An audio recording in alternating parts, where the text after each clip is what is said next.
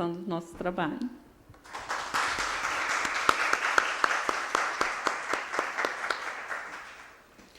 Bem, agradecemos aí a palestra da Major Fátima, que veio a brilhantar o nosso seminário. Concluindo aí todas as apresentações, eu quero convidar o Dr. Fábio aqui para a mesa.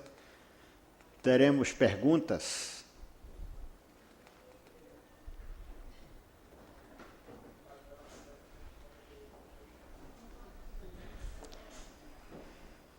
Rogério, pega o microfone.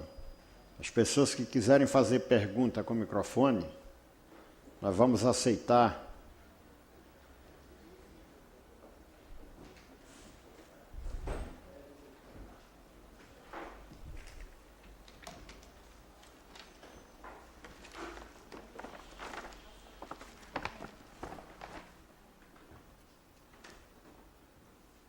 Bem, o Fábio vai ler aqui a pergunta, vai falar quem está fazendo a pergunta e, em seguida, qual palestrante vai responder.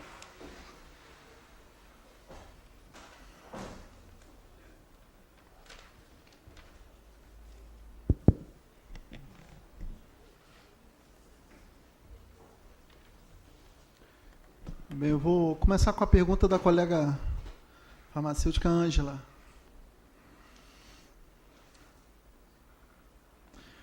Pergunta dirigida à nossa colega da Anvisa, Estefânia. Existe alguma política de intervenção adotada pela Anvisa no intuito de inibir os pontos de distribuição de medicamentos pelo SUS sem a presença do profissional farmacêutico?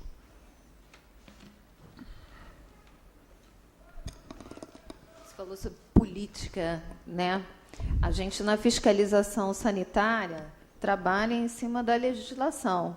É claro que a política pode ser uma coisa revista, ou seja, um conjunto de trabalhos dentro da Anvisa, mas o que acontece é a fiscalização efetiva no local de dispensação de medicamento. Você tem uma legislação clara que proíbe a dispensação de medicamento em locais impróprios. Nós temos aí a RDC 44, que fala das boas práticas de farmácia. Nós temos a RDC, creio que é 346, que fala sobre a armazenagem. Nós temos a Lei 6360, que fala sobre o controle sanitário de produtos, onde inclui toda a parte de dispensação. Então, como vigilância sanitária, você tem a atuação do fiscal sanitário nos locais que tem dispensação de produtos, de medicamentos e produtos de interesse da vigilância sanitária. Então, quando se fala assim, existe uma política na Anvisa que trabalha em cima disso? Ou seja, existem várias ações ou um núcleo que só trabalha em cima disso? Não, ainda não enxerguei isso. Mas existe, sim, a fiscalização efetiva desses pontos, que está dentro de um controle calcado numa lei que é muito clara. Não se pode dispensar medicamento sem ter o profissional habilitado. E aí cabe a gente, como profissional que somos, também acionar os órgãos com relação a isso. Existem sanções penais, sanções administrativas, né? Cabe a gente também fazer esse controle. A lei é clara, não pode, mas não tem como a gente enxergar em todo mundo, a pessoa está trabalhando num lugar e não acionar aqueles que fazem uso daquele lugar. Existe a vigilância sanitária municipal, que tem que ser acionada. Se ela não intervir nessa situação, você vai acionando a vigilância sanitária estadual. Se não intervir, passa a acionar a vigilância sanitária federal para acionar essa situação. Tá? Pergunto a Ângela se... Paulo, quer complementar o gostaria, doutor Paulo? Ok, pois não. O Conselho tem uma equipe de fiscais, são 11 fiscais atualmente, como eu disse antes, percorre todo o estado do Rio de Janeiro, e na ausência do farmacêutico, quer no serviço privado, quer no serviço público, é instaurado um processo fiscal e decorrente uma emissão de auto de infração e multa. E quando a empresa não paga, então nós, no caso do privado, é inscrita aquela dívida no Serasa. E no caso do serviço público, das prefeituras, essa não pagando, isso é inscrito no CADIM. E quando o município tem uma dívida inscrita no CADIM, ele não pode, fica dificultado obter recursos financeiros da Caixa Econômica e do Banco do Brasil.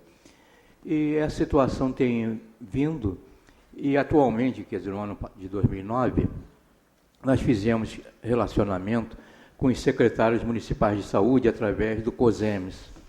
E estamos apresentando, dentro em breve, um programa de um termo de compromisso dos municípios, dos secretários de saúde com o Conselho, para gradualmente implementar-se a atenção farmacêutica naquele município. Em troca disso, então, nós reveríamos essas multas que não penaliza o prefeito, não penaliza o secretário de saúde, penaliza o cidadão, não, o munícipe. E o primeiro ponto que nós queremos que seja atendido de imediato é que todo município tenha um farmacêutico na coordenação da assistência farmacêutica daquele município. De início, pelo menos ter um farmacêutico coordenando a assistência farmacêutica daquele município. Não se pode aceitar mais que pessoas leigas, não com a competência específica, vá administrar medicamentos, gerir, ser o gestor do medicamento dentro do município. Então, nós fazemos esse trabalho, estamos evoluindo, estamos entrando em contato com a vigilância sanitária, porque pode interditar, o Conselho não pode interditar um serviço, a vigilância sanitária ela pode interditar parcialmente, né, totalmente, uma unidade, um estabelecimento. Nós pensamos que 2010 vai ser um ano de realizações. Deixa eu só complementar. As ações de vigilância sanitária são para os serviços privados e públicos. Nós temos instrumentos legais para fazer valer essas ações de controle sanitário. Vai desde uma notificação, onde informa o estabelecimento, a prefeitura, ou quem quer que faça, que gerencie essa situação, até uma interdição, seja a nível cautelar, parcial, ou mesmo a interdição total do local, se não for adequado, não estiver cumprindo com a legislação. Eu gostaria de fazer uma complementação. Recentemente, a gente viu um grande número de farmácias sem farmacêuticos e eles procuraram o sindicato. E o sindicato emitiu, então, uma comunicação para todas as vigilâncias sanitárias municipais do Estado, notificando que não havia farmacêuticos num grande número de farmácias. E, em contrapartida, as vigilâncias sanitárias nada ou pouco fizeram. Deixaram o estabelecimento sem farmacêuticos e não deram simplesmente nenhuma resposta. É claro que a gente sabe que os municípios, a vigilância sanitária estadual não tem pernas para isso, e muito menos os municípios, que tem uma grande defasagem de farmacêutico ou não tem farmacêutico. Eles têm muito veterinário, mas não tem farmacêutico. Isso também inviabiliza esse processo. Como é que ficaria a Anvisa nessa situação? Porque não tem farmacêuticos, os locais não são revistados, não é verificada a verificação de falta de farmacêuticos nos estabelecimentos, e as vigilâncias são incompetentes para fazer o trabalho delas. Como é que ficaria essa situação no caso na visão da Anvisa, assim, em se dizendo, né? Eu creio que como a Anvisa, como coordenadora, ela tem a obrigação de atuar onde os outros então, não vou te atuam. dizer que está pegando para a Anvisa. Eu imagino.